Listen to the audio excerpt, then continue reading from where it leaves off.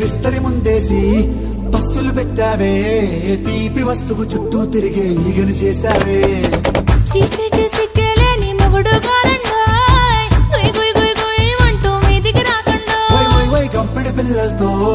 ఇంటిని నింపావే సాపాదిండు సంసారాన్ని మేడెక్కించావే ఇరుగు పొరుగు ముందు సరసాలు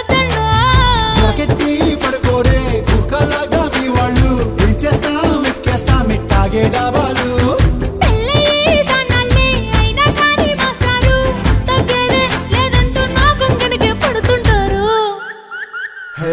గోదారి గట్టు మీద రామసలకావే